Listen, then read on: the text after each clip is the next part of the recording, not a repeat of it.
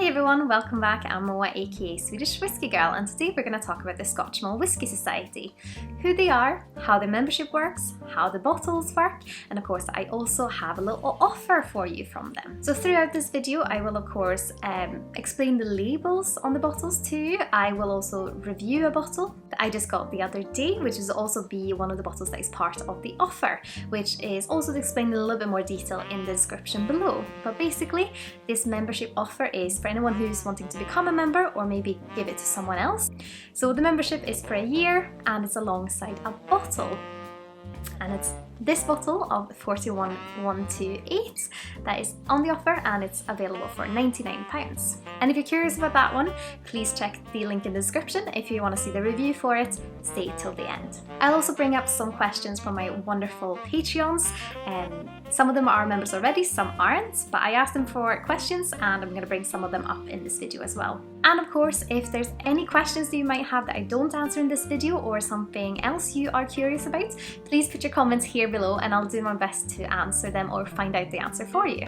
So we're going to start with what is the SMWS, the Scotch Malt Whisky Society. So the society was formed in the 80s, I believe 1983, when Pip Hills, Philip Hills, and also some friends, they went up to a distillery in Speyside and bought their own cask. They thought this had such an exceptional flavour that they really wanted to share with other people, so they started up their own membership club. So of course the Scotch Malt Whisky Society is an independent bottler, and they're known for having their single cask strength whiskies. And single cask of course means that all of that whiskey comes from one single cask, and there's also bottled at cask strength, so no extra water has been added to it to bring it down to at least 40%. And this of course means that you get very unique whiskies, and I know there's a lot of people that kind of freak out a bit because I mean, this bottle I have sitting here is one bottle of 164 bottles, and if I absolutely love this bottle, I am going to absolutely love it, but I'm not going to be able to buy it again when those 164 bottles are gone. I see it in a little bit of a different way. I see it as being able to explore some really unique spirits with a lot of flavour. So I absolutely love all of the SMWS bottlings that are sitting on my shelves, but I'm also so excited about what's to come. So part of the membership, which I'm going to talk a bit more about later on, is that every month they release a specific number of whiskies. I think it's around 20 every month, but some months it can be more and some months it's a little bit less, depending on the time of year, of course. So I know around Christmas time there's massive outturns with lots of absolutely stunning whiskey.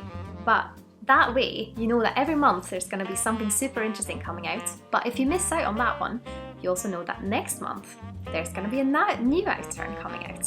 So the charm of single cask casting spirits is of course that you get it quite of a raw way. You get it presented to you as it was in the cask, which I think a lot of people that like exploring flavour and like of course whiskey think that it's a really fascinating way to explore this spirit. But they don't just do whiskies, they also have now started up that they do some blended malts, they also do rums, armagnacs, gins and cognacs. And the first time I ever tried an armagnac was actually in one of the society's venues. So it's a really fascinating way to also explore single cask spirits and not just whiskey. And of course, sometimes you might, your partner or your friends that want to come with you and explore these spirits, they might not like whiskey, or you might not like whiskey, but they are a member and you want to follow them to a venue or to a tasting. But then if you like rums or cognacs or armagnacs or gins better, then you have that option as well. So of course eventually this group of friends and their independent bottling service grew, and they acquired a venue which is the Vaults down in Leith here in Edinburgh, which is kind of the home of the society now. And I of course had the pleasure of working in this absolutely stunning building last year. And of course the venues are quite interesting. There's ones in a few different locations, mainly here in the UK, but they also have some partner bars, which are specially selected bars that are able to sell the society bottles. They also do some tastings and events, and often members get some discounts in these places as well. I know there's a lot of people out there that might be interested in society that is not, that would not be a part of the UK society, because they have partner bars all over the world and they do events all over the world. So my recommendation would be, and and I'll put it up on the screen here, to go into the website, scroll down to the bottom of the page and press find your local venue or branch. And that way you'll be able to see what they do in your region and what might be the best solution for you if you're curious about joining. What I really like about the society is that they do some really kind of colourful and crazy and quirky stuff. So they do a lot of events that are pairing with foods, or they're pairing with music, or they're trying something completely different or exploring cask types. They do here in Edinburgh have a thing where they invite distillers or people from distilleries and have a distillery evening where you try some of their expressions, but you also try them alongside the society's bottlings from that distillery, which are some of my absolute favourite evenings. We had a really good one last year where we ended up having 8 drams, where 2 of them were cask strength, so I'm surprised to actually remember it. But one of the key things with the society is, of course, that they want to share the spirits and share the flavour. And I think it's a great way if you have friends that are also interested in whiskey, or if you have someone who you think might enjoy whiskey or the flavours or the experiences, then if you take them to one of the tastings or one of the events, or just share one of your bottles with them, this is a good way to do it, because it's a very unique experience and you should really do it with friends, because they might get something you're not getting, and it's a good discussion and amazing flavour. And of course, it's difficult for me to see how it works around the world. I know they have venues in, for example, America and Australia, with their own brand ambassadors and their own kind of branch that is taking care of the bottle orders and the events. And the way it works, that every time there's an outturn, there's an allocation to different countries and different branches. So if you're a member in Australia, you're not fighting the UK audience for the same bottles, you are fighting your local audience for those bottles. There are, of course, some bottles that are released that tend to be more popular with some, and because it is a limited amount of bottles, you could of course miss out on them if someone else is quicker than you, or they manage to just get there before you. But the thing that is the charm with the limited amount of bottles is also the kind of curse. So you might miss out on one that you might be really keen on, so that is of course something to take into consideration. But good to know that there's different allocations worldwide, so there might be 150 bottles available, 50 of them are in America, 30 in Australia and 80 in Asia, just to kind of make sure that everyone has their local allocation. And of course I do like the design of them, and as you can see the bottles are green and they are for all the spirits, I think with the exception of some of the blended malts, but it's just a good way to not show you the colour, because people are so quick on judging whiskies. Oh, it's not the right colour, oh, darker's better, or whatever. But if you don't know what the colour is, you only know the age, the cask type, you know the weird little quirky name for it, you know the tasting notes, you kind of just have to judge it on that instead of judging something on appearance, which I think is quite good. Don't judge the book by its cover. I thought we would have a little closer look on one of these labels, and I'll explain them a little bit further because it gives you a good insight to the way they work and what you can kind of find out by just looking on the bottle.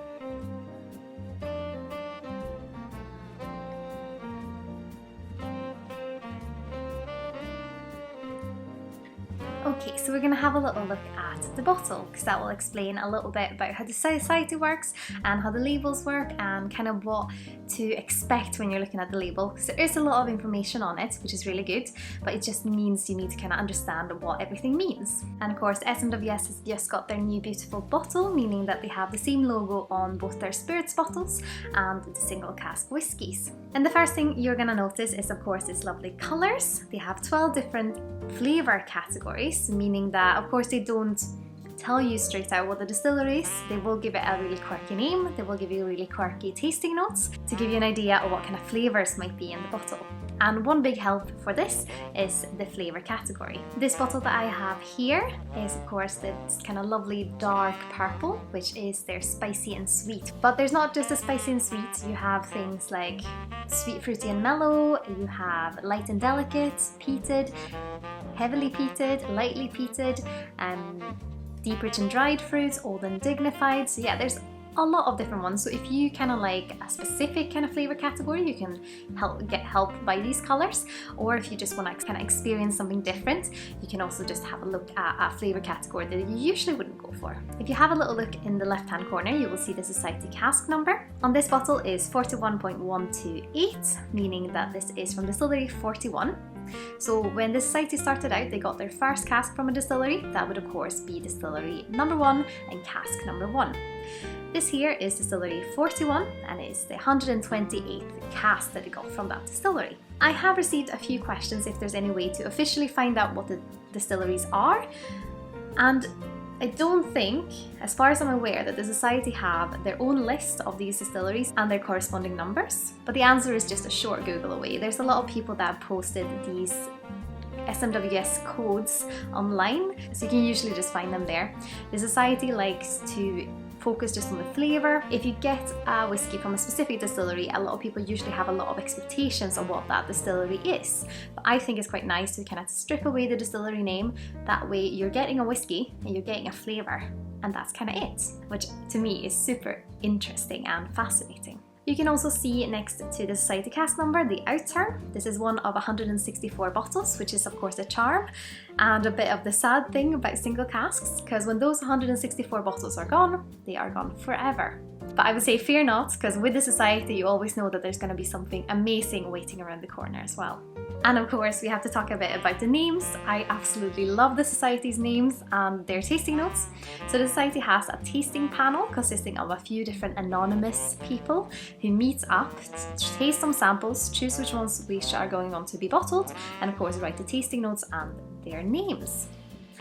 This here is Perverse Pineapples. Sounds very fascinating and intriguing, doesn't it? And I'm going to read the tasting notes that are on the bottle.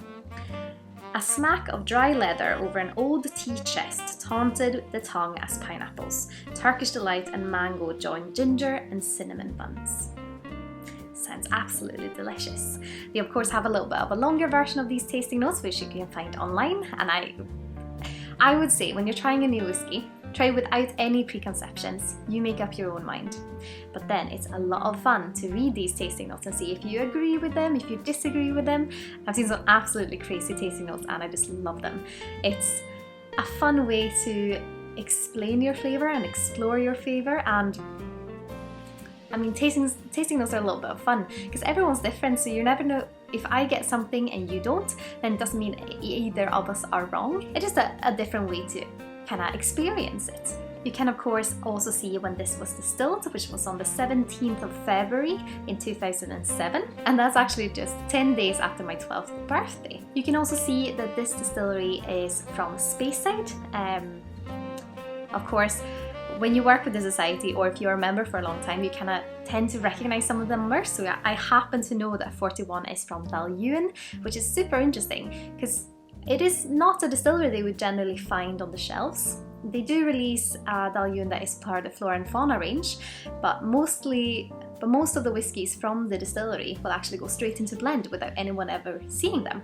And the Flora and Fauna range is only available on the UK market as well. And of course it's a single cask and it's from a first fill ex-bourbon barrel. So it'll tell you a little bit about the flavour intensity you might expect. Some of the kind of deeper and dried fruits will of course have been in something like a sherry cask, and I also think it's quite interesting to link the outturn number to the cask, because a barrel is of course a little bit smaller, usually around 180 to 100 litres, but something like a sherry butt can of course hold 500 litres, which will give you a lot more whiskey. And lastly, you can of course also see the cask strength. So this is 58.4% ABV, and of course all the bottles are bottled at cask strength if it's a single cask, both with the spirits and the whiskies, and could be a good idea to maybe add some water just to kind of explore it that way if you think it's slightly too strong. But of course you drink it however way you want it. And I also forgot to say that you can of course see the age with the number 12 there as well. And the way it works in some of the venues around the world is that members can bring up to 3 guests. So if you're going along to a venue, if you just want a coffee or you want some food or you're going for a tasting or just some whiskey, you can bring 3 guests with you. And of course if one of your friends is a guest, they can also bring 3 guests with them. So sometimes you can just give your friend a membership as a gift and then just tag along to a venue. And yeah, just to give you kind of an idea of what events they do, I've been to one where they paired music with storytelling and both food and drams, which was really, really good last summer. I've been to a whiskey and beer pairing, which is also really good. One of my favourite ones was a whiskey and chocolate pairing with Picari. What else? I've hosted, of course, a few tastings for them, which is a lot of fun. There's always such a lovely social aspect of it. There's people that just want to unite through their love of spirits and whiskey, people that meet new friends, people that start discussing. So yeah, it's a lovely place to be, and of course the venues are absolutely stunning. So if you're a member and you get the chance to travel to Edinburgh, if you go to the venue on Queen Street or down in Leith, they are really, really lovely. And of course in Leith you have this massive room where you have the bar, and there's this leather armchairs and sofas and tables, and you have this lovely art piece depicting kind of whiskey history in the ceiling and all these society bottles. It's definitely home of the society, and if you ever get a chance to go, I would definitely go there and say hi to my old colleagues. And so the way the membership works is that it's a yearly membership, and of course every month you have an outturn with some different whiskies and some different spirits. They also have a theme every month, so it could be, for example,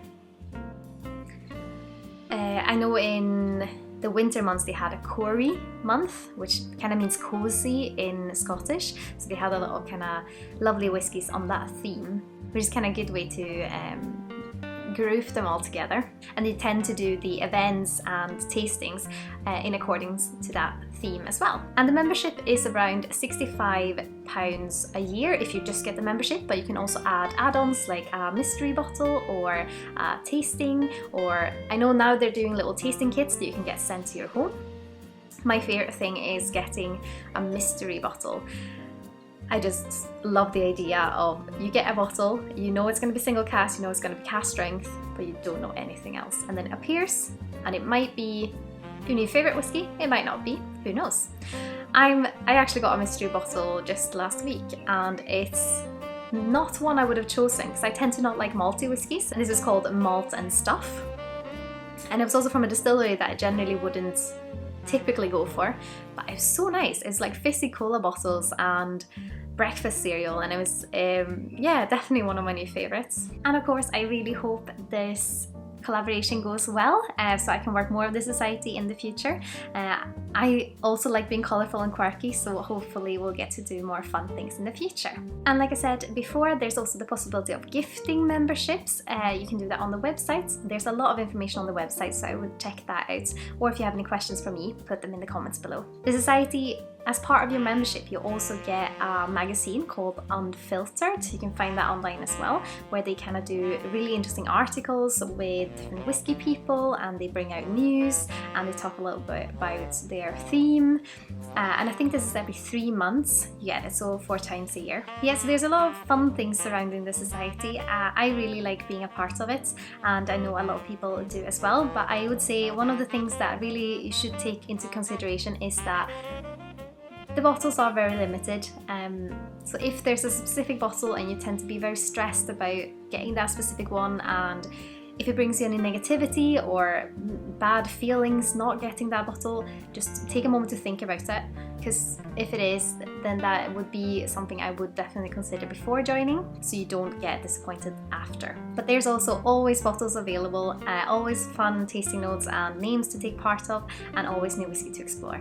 And of course, I also said that I have my offer, the £99 for a membership and a bottle, and this is available in the UK and the EU, with the exception of some countries. I think it is Norway, Denmark and Switzerland, because they have their own branch. But I also have an affiliate link with the society, so if you feel like you would like to support me and do it in an easy way, this won't affect your price at all, but you just use my affiliate link, which I put in the description below, and any purchases made through this, if it's memberships or bottles or tasting notes, then I get a small share of that, which will of course be very much appreciated, but that's totally up to you. And if you're signing up to this membership abroad, this is kind of a global passport for you. So if you are signed up in Hong Kong and you come to the UK, you are of course able to have the access to the venues and the tastings that are going on here, I would just check with the membership services team, because sometimes you might just have to book through them instead of booking online because you have your own branch. So one of the questions from my Patreons was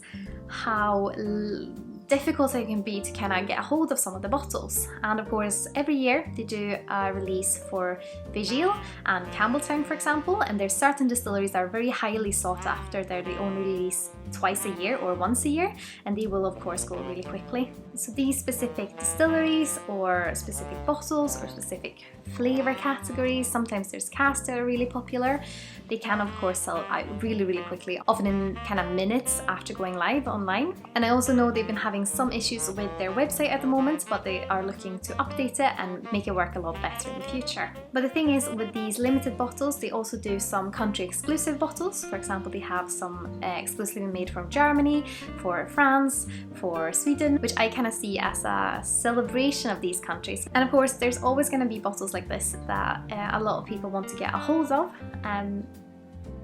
which if you are very keen on certain things and you get a little bit stressed about missing out, and of course I would take that into consideration. But the way I like to see it is that if I miss out on one bottle, that is this amazing bottle that everyone wants, I know there's going to be another one. Or if I go for a mystery bottle or another single cask, it's still a single cask strength whiskey, and I do think it's a good opportunity to reach out and try something different. Maybe you'll find your new favourite bottle without knowing that that would have been the one for you. But that's what it's like with other whiskies as well. They will go live like the Vigil and Campbelltown festival bottles, and then they will be gone in 5 minutes.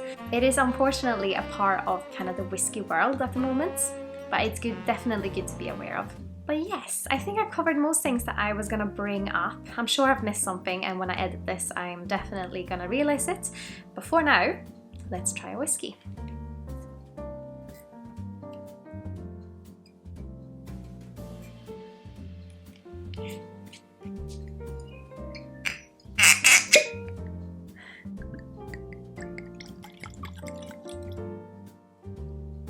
So the one we're trying is of course this bottle that is part of the offer that the SMWS has so kindly offered me.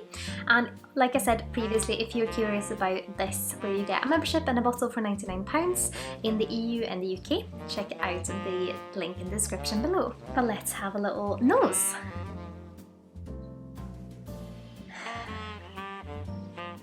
It's so fresh and so interesting. It's just,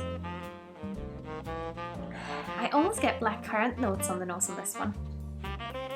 You almost have this kind of fruity berry, almost slightly sour notes, and a lot of oakiness. It's almost like it would be a really fruity black tea as well, or maybe berry tea.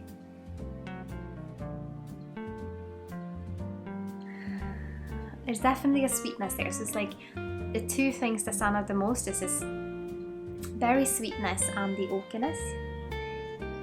It's a very pleasant and inviting oakiness. They're very fresh. Let's have a little taste. Slangina.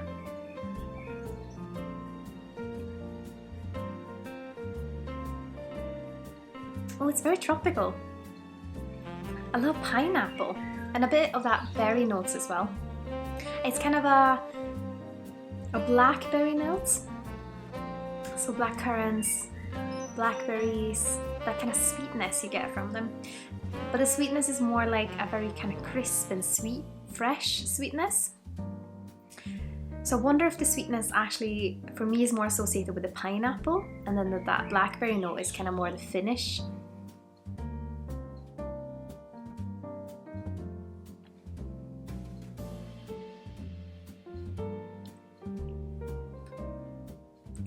Definitely get a spice on the tongue, but it's more like a ginger spice. This in a Moscow Mule might be absolutely stunning. You get that spice on the palate, which could of course be the alcohol. It is quite strong. I mean, this is at almost 60% at 58.4. So we are going to try a little bit of water in this as well. And I have my little jug of water and my little pipettes. few drops in there. Give it a wee swirl. One of my favourite things is when you add water to cast strength spirits, you just see all these kind of oils swirl around.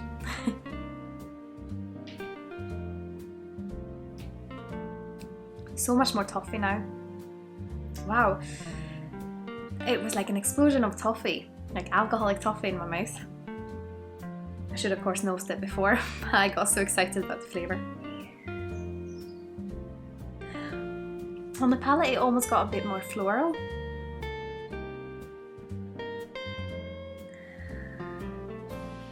And the spice kind of softened out. For me, ginger is quite prickly. But this is like, now it turned a little bit more to cinnamon, so it went from being prickly to a little bit more dry. And that spice is generally there on the finish. So that toffee note alongside the pineapple, they're really fresh, juicy pineapple. Oh, I just love single cask spirits. It's really, really interesting, and I wish I could just send all these flavours out into the internet so you all could know them as well and taste them. I mean, sweet and spicy is a good flavour profile for this to be, and I definitely see why they put it there. And yeah, I'm gonna have to have another read through the tasting notes. I actually forgot what this is called and I just looked down on it, and it's called Perverse Pineapples. And now I kind of see why. But really, really lovely. And of course, I would love to hear if you're a member of the Scotch Malt Whisky Society, what are your experiences? If you're a member in any of the countries surrounding the UK that I don't really have a lot of experience with, it would be great if you could share your experience down here in the comments below. I'd love for our little community to kind of share their experiences, see if you would recommend it to someone else. Is there anything that I haven't brought up that you saw as a problem or as a benefit that you just think you would like to share with everyone? Please put it there so we can all share this knowledge. And of course, feel free to leave a little thumbs up on this video if you've enjoyed it. Of course, your extra support might mean that I get to work with SMWS in the future, which I would absolutely love. So fingers crossed. I of course want to say a massive thank you to my Patreons who submitted some questions and ideas for this video. You guys are amazing. And if you're curious about behind the scenes or the little sneak peeks and to be part of this whiskey community that I'm creating, feel free to check out the Patreon. That link is here in the description below, as is my Instagram, if you kind of just want those daily updates. And of course, if you are a member of the society and you'd like to support me when you buy your tickets or bottles or memberships, my affiliate link is here in the description. And if you want to buy a new membership, or you are a person who just wants to become a member of the society and you want to take part in my offer, all the information is in the link below here as well. I of course hope you all have had a wonderful week and that you have a lovely day with a little bit of sunshine in your soul. And I hope to see you next time. As always, Slán Skål!